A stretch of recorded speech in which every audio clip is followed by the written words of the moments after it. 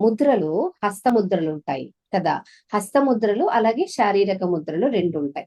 హస్తముద్రలకి మనం ఇక్కడ ప్రాధాన్యత ఇస్తాం. హస్తముద్రల్లో మీకు ఇది తెలిసినదే, మన చేతి వేళ్లలోనే పంచతత్వాలు ఉంటాయి. ఇక్కడ మీరు గమనిస్తే అగ్నితత్వము, వాయుతత్వము, చూపుడు వేలు వాయుతత్వము, మధ్య వేలు ఆకాశతత్వము, ఉంగరపు వేలు పృథ్వీ తత్వము, చిటికెన వేలు జలతత్వంగా ప్రస్తావిస్తాం కదా. ఇప్పుడు ఈ తత్వాలన్నిటినీ కూడా మనం ఈ విధంగా ప్రస్తావిస్తాం. ఇప్పుడు నేను మీకు చెప్పినట్లు ఈ తత్వాలన్నీ కూడా తన్మాత్రాలుగా తాము ప్రకటించుకుంటాయి అన్నమాట.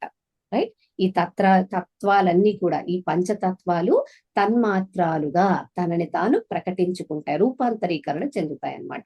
తన్మాత్రాలు అంటే ఏమిటి అంటే, ఏవైతే నా కంటికి కనిపించేవి ఉన్నాయో వాటిని ఈ తత్వాల ద్వారా, నా ఇంద్రియాల ద్వారా అనుభూతి చెందటమే తన్మాత్రలు.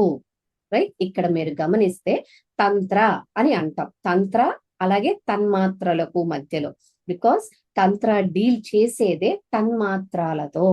తన్మాత్రాలంటే ఇక్కడ మీరు ఆరెంజ్ కలర్ పిక్చర్ ఉంది చూసారా, దాన్ని గమనించండి. తన్మాత్రాలు శబ్దము, స్పర్శ, రూపము, రసము, గంధము అని తన్మాత్రాలని అంటాం అన్నమాట.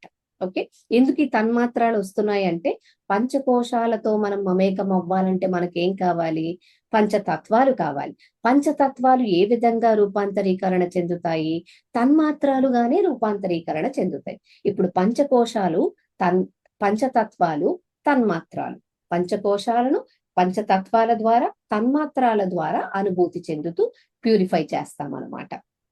ముందుకు వెళ్లే కొద్దీ ఇది ఒక్కటి మీరు ఈ ఈక్వేషన్ ఉంది చూసారా, పంచకోశాలు ఎలాగా పంచతత్వాలు, పంచతత్వాలు తన్మాత్రాలు. ఓకే.